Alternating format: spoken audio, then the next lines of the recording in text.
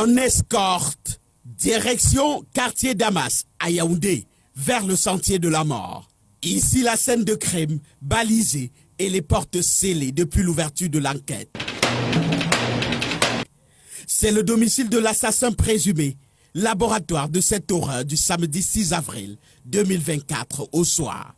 Le fils maudit rentre là pour raconter son crime. La victime, sa génitrice, vient ici ce jour-là, en bonne mère, voir son fils en location depuis un certain temps et lui laisser à manger.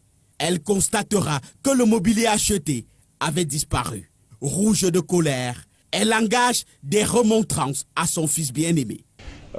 Il va utiliser un subterfuge en disant à sa mère que ce matériel se trouve dans la chambre.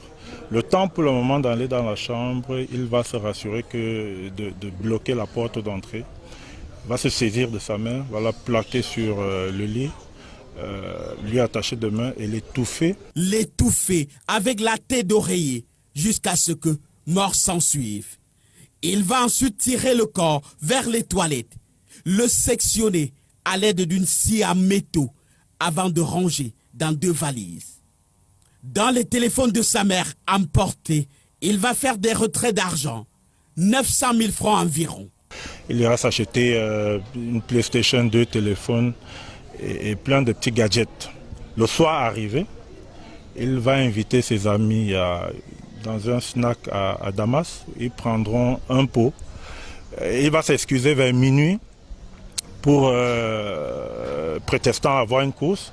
Mais en fait, la course, c'était aller chercher les effets, les sacs dans lesquels sa mère était emballée.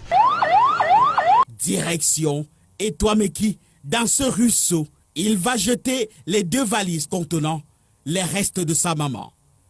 Le matin, pour effacer les traces, il va appeler un ami, ne sachant pas conduire, pour l'aider à déplacer le véhicule de sa mère pour soi, sans rien dire au sujet du crime.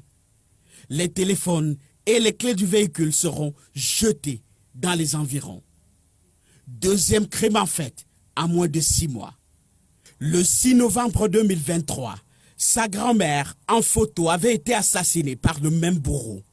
Visiblement dans les regrets, il accuse le sort. Je ne sais vraiment pas ce qui m'a pris. Je sais pas, c'est comme si c'est un esprit qui m'habite.